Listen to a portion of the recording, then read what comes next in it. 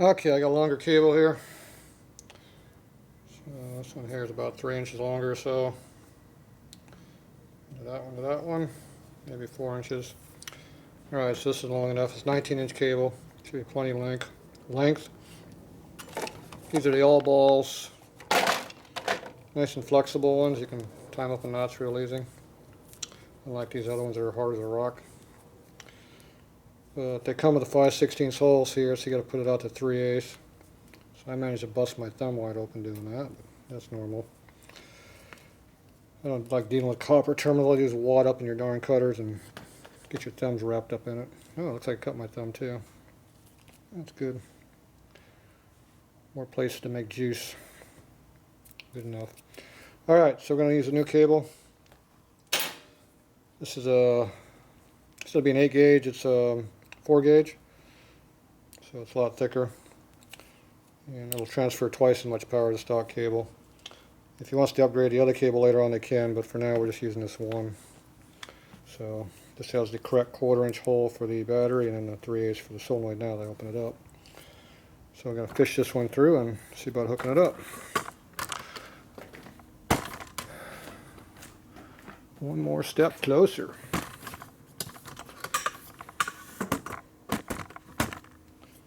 Alright, let's see if this will go through. We ran it through last time, I don't remember. I think we went right through here.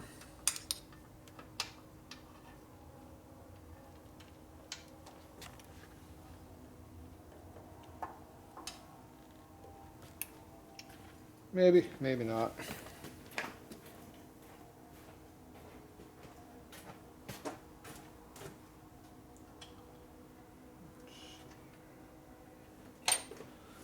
Oh, where did it go? Oh, there it is.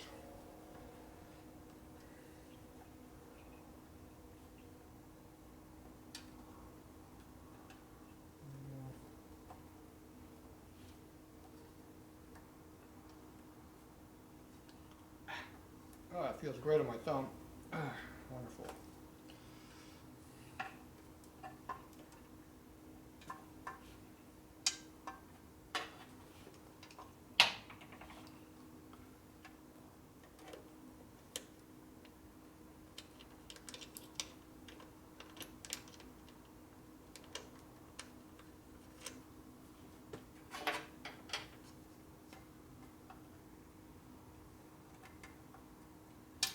Okay, that shouldn't be a problem.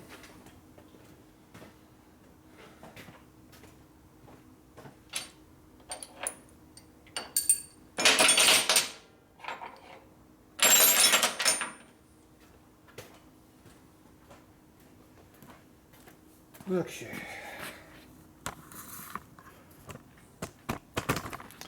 So you go ahead and get the boot on here. So you got to push all the cables through here and you wrap it back around and slide it on. So we got 3 cables here to deal with, obviously. Get my flashlight. See what I think about this system.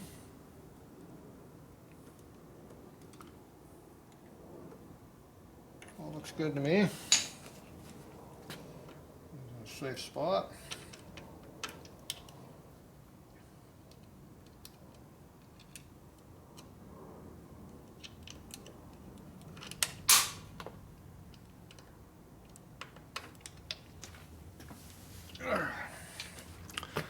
Now these aftermarket solenoids. I think I usually use my damn thumb. These things are made for cars, so they're not made to have a cable go across the side here. So what I do is I put a lock washer right there. That spaces it up. Damn, that hurts. Now this one here, so you don't want to be hitting on a screw head right here. That would be a problem. If you put that right there, see how it's laying up against the screw? That'd be a bad thing. Goes there. Now, usually I run my cables up higher like this, so you don't have that problem of hitting that screw over there. Problem is here you don't have any room for your lock washer. Now if you put this cable in there and tighten it up, damn the light. You might be able to rebend this to make it fit in there like this. And you can run your lock washer where you need it to be. So I'm going to try rebending the cable a little bit.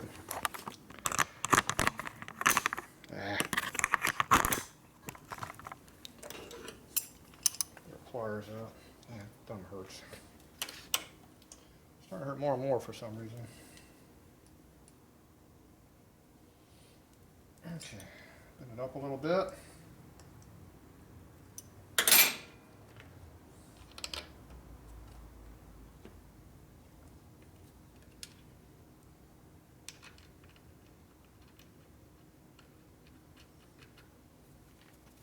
Getting gushy around here. What's up with that? Oh, dumbass didn't put this damn thing on there.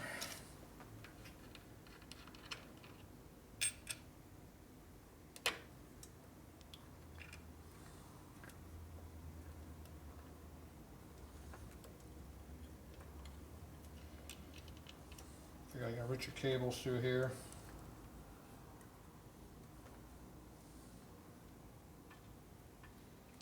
It's like everything, how you route stuff makes a difference.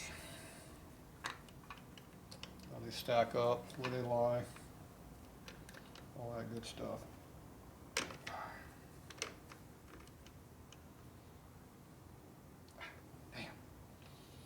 Damn.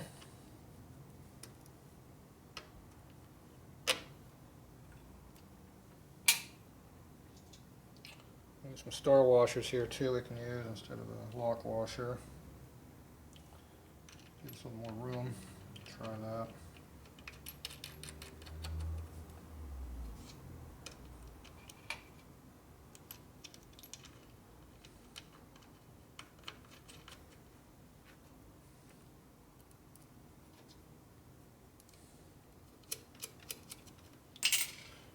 If we have to put a lock washer in there, we will. So we'll see how it works here.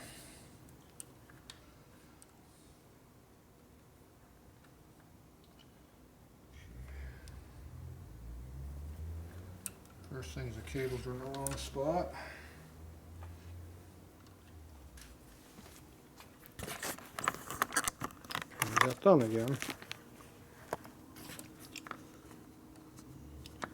So these cables here are being held well up in the air because this one needs to be high. So I need to just take this one off, put it on top of these other two. And these two can go back down, fit better. Not be all wrapped up in a big knot.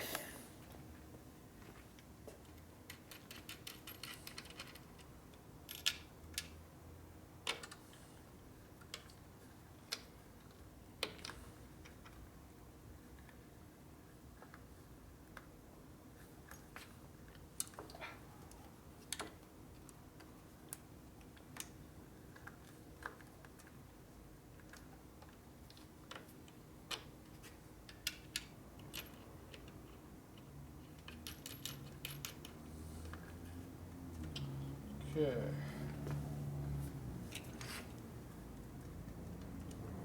Looks a lot better.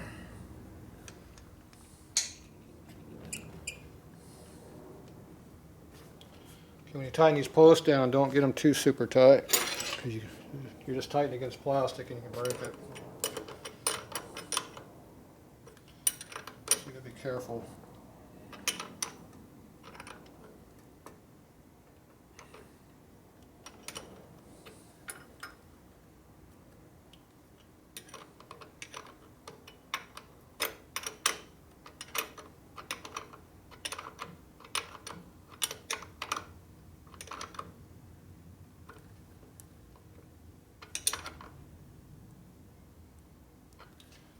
Make sure you don't tighten up and hit the other post either.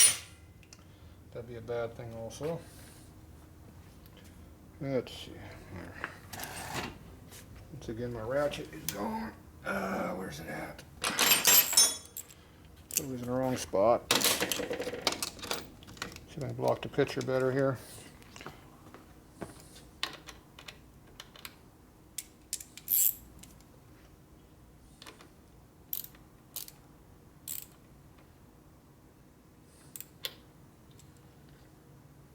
See how it rotates up on you and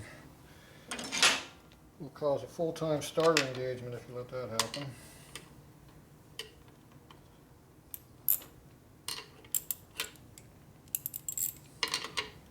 Put the hammer wrench in there and gives you a hard stop to keep it from coming up any higher. So you get the gap in here. It screws way over here, so you're not hitting on this one either. You take this and bend it back a little bit. And you take this and just wrap it around. Kind of rock it around. Roll it a little bit. There it goes. Pop, pop, pop. There you go. Goes like that. So these two here over here. Too bad. This one's going over the top. So I don't know if you can see it goes on top of the starter housing way over there. So the clutch arm here has plenty of room here. Whatever. Nothing's anywhere near this right area here. Everything's cleared. And obviously the shifter's buried down in here, so it's fine. So make sure you got good clearance on everything. Hopefully we're good. Now we're going to put the pipe back on there and hopefully that'll have no problem. And the rest of it.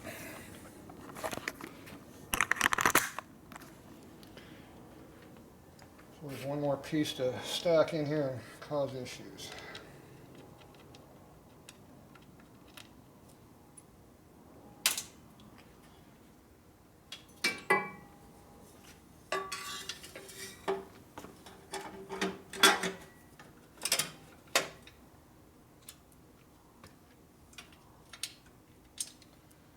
Let's see. I'm actually going to put some Loctite on this one, because it will vibrate out.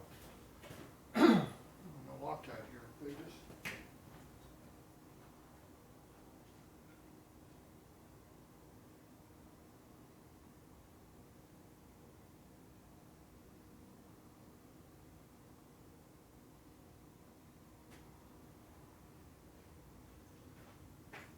Yeah, well.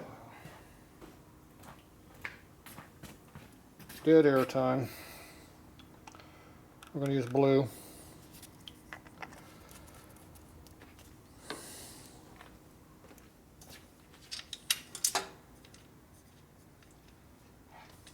That's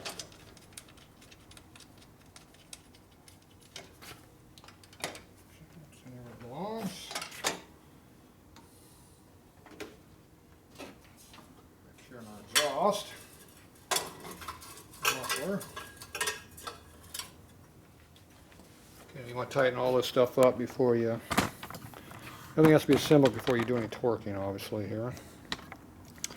So now we're going to try to get the exhaust pipe all lined up here in the back.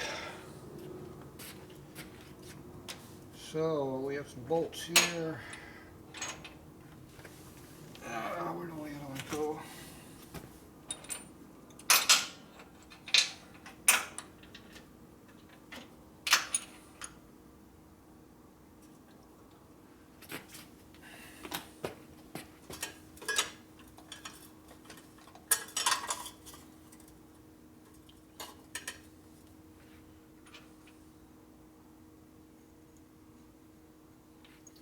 Now, I like running the bolt head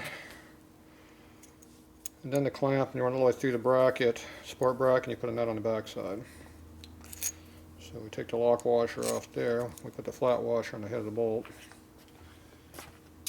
And you run a nut and stuff on the back side. The lock washer. Shouldn't need any spacer on this one.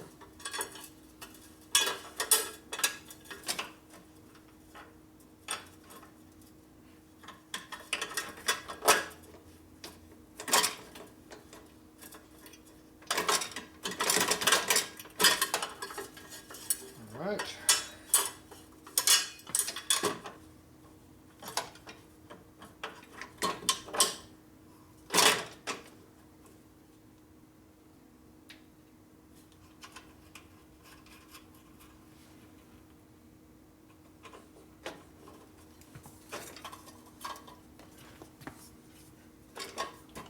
Make sure that didn't fall out.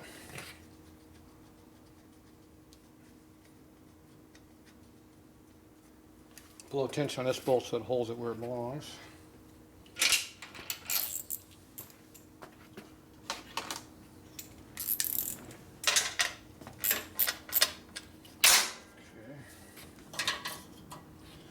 This one down here is going to require a spacer down here, just like on the other side. And the bolt goes through the hole over here. You can't go like that when you have to have a bolt. This one here you pull in flush. This one's got to have a spacer. So here's a spacer, goes in here like this. That'll pull in. I'm not sure. This is probably too much of a pull in. We'll get to have more. We'll have to come back further. It looks like I'm going to have to go downhill a little bit with it. So we're going to need two of these spacers. I think we only got the one. Nope, there's another one. So we're going to stack both of these together on this one here. You can see that'll line it up pretty good. Because right now the exhaust probably is fairly lined up right now. Yep, pretty straight as you can tell. Alright, now this one here, I tighten this one up. It's going to pull in quite a bit on the clamp, but I don't think it's going to pull the muffler in all that much. I think we'll be okay on that part. Okay, we're probably going to have to use one of these longer bolts now. So let's go all the way through the whole thing. And that one might be too long.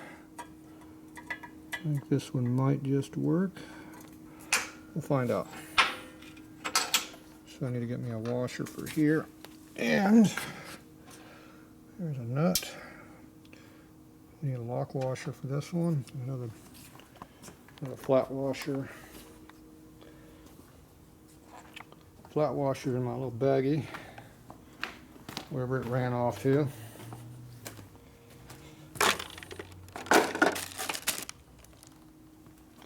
There it is.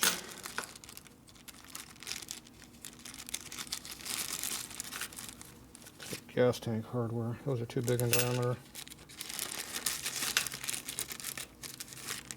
That one looks good. There's a 5/16 lock washer. Look at that. Right on top. Kind of a flimsy one though, isn't it? That's not a very strong one. We need a bigger one. A little bit of gusto to it. See, that's a lot thicker. Thicker means more holding power. It's an exhaust system. We need holding power. Alright, let's go ahead and jam that all in there. See how this is going to work. So it'll be fun. Channel lock probably.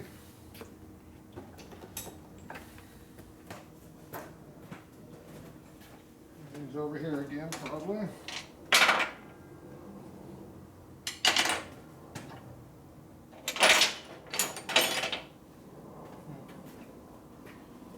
Maybe not. Just a ½ inch I'm looking for. And we have a socket somewhere around here. Somewhere.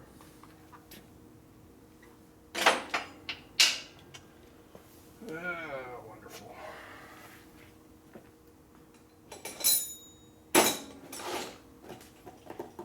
Yep.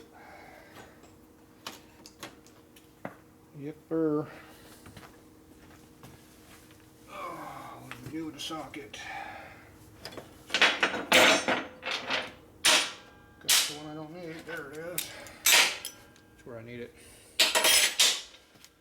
Alright. It's fun trying to find everything you need. Okay, so we've got our washer. I'm going to try the shorter bolt. So we jam that into there.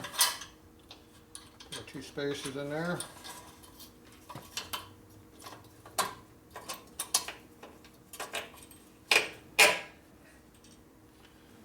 Try jamming that in there, which didn't work. Get our hammer. It's almost coming to the other side. And we'll have plenty of room once that squeezes up. Now I need my channel lock, which I knew I was going to need.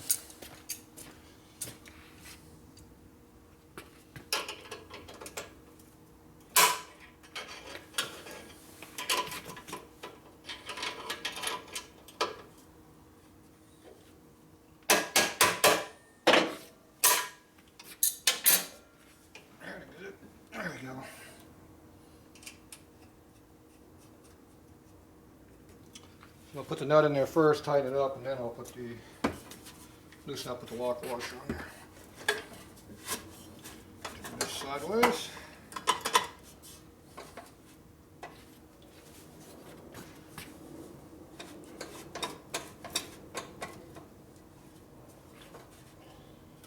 Okay, go ahead and tighten up the zip gun, see what happens here.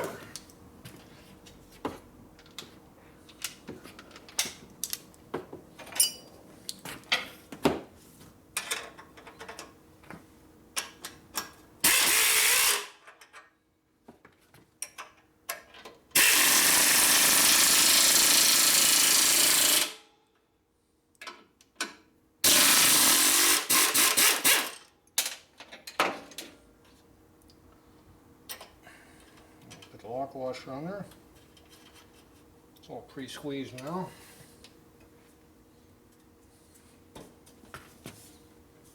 Everything's lined up.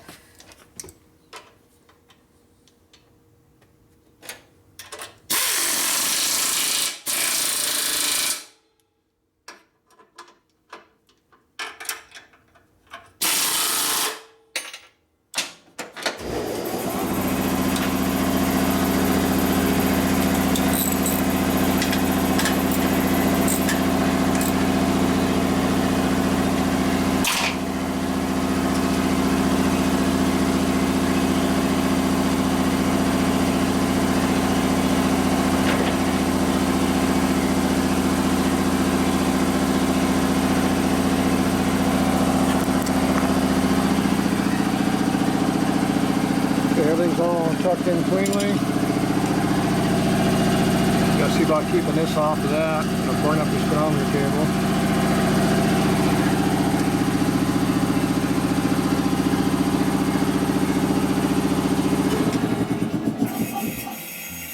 I'm not sure how we're gonna keep that down. Ideally, we'd run this upside down and run the cable low, but that'll destroy your VIN number right here, so that's a big time no-no. Now if you rotate this down this way here, rotate it back, that'll help you here. It's going to hurt you here. But that's going to be a lesser of two evils doing that, so we're going to have to rotate that slightly to get off of that pipe. We cannot have that rubbing on there. It'll burn up all the grease in the cable and the cable will not live. So you can see how we got tons of clearance here and everything back in here. Everything up under here's got clearance. Got tons of clearance there, obviously. I rebent this. There's room all the way under here. So we've got clearance all up under here, all the way around. That's where I bent the pipe. And the muffler is sitting in here straight. So you can see how it goes in straight right there. Turn it this way, might work you better. And the other one right here is right next to it. It's straight also. So both the pipes are straight and equal. They're pretty darn equal on tip length also. The tip is over there. So that's what you want to do. Took a lot of hours to make that do that. So at least it repeats.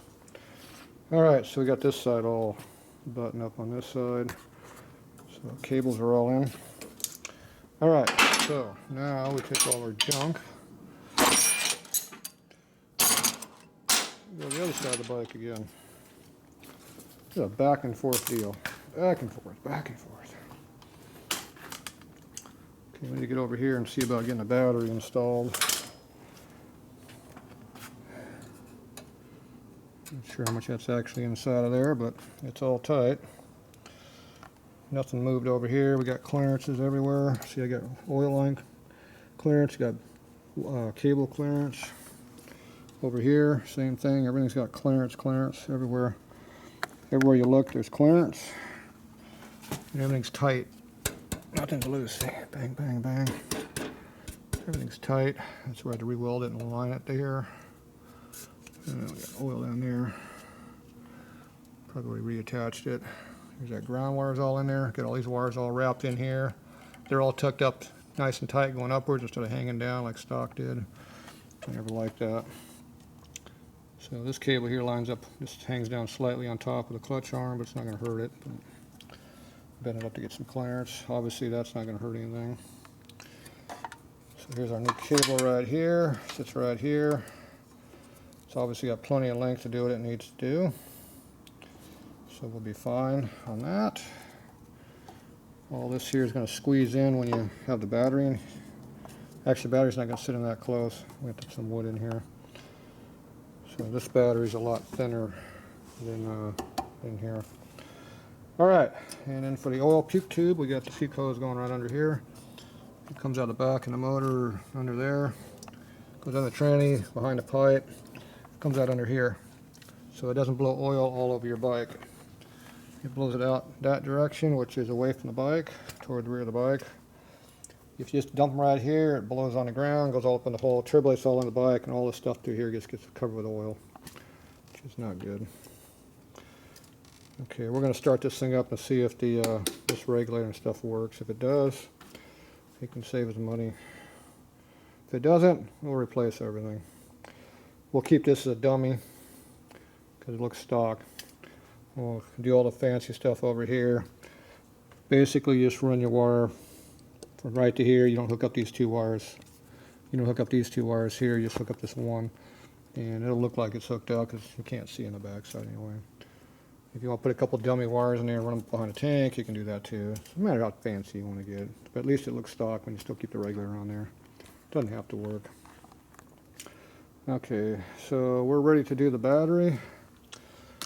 So this is a battery upgrade. So this is the old number from 10 years ago. Now that's a 30, they call it now. Anyway, these are dry charge, which means there's no acid in them. Acid right here. So that means you can basically sit for decades on the shelf, and the battery will not ever go bad. It just sits.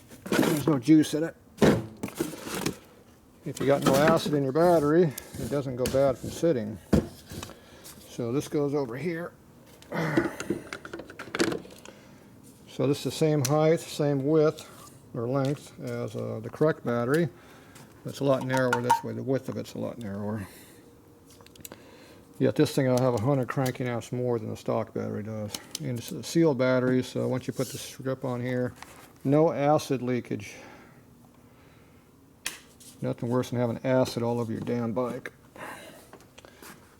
So these are the old style batteries. They have not upgraded this one to a real fancy one yet. I think there's one better than that one now, maybe, but that's debatable.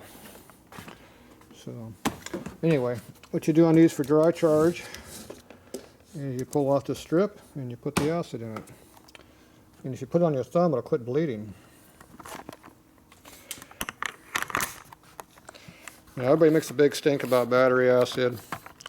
I've had battery acid on my hand for a half hour, and at most it tingles. Highly overrated on what it does.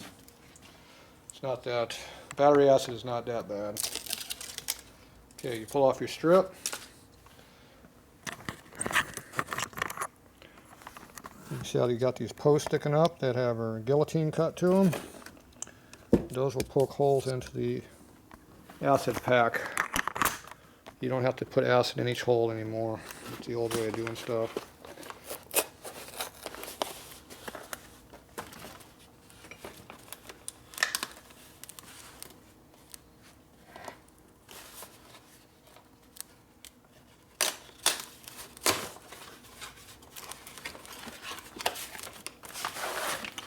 Acid.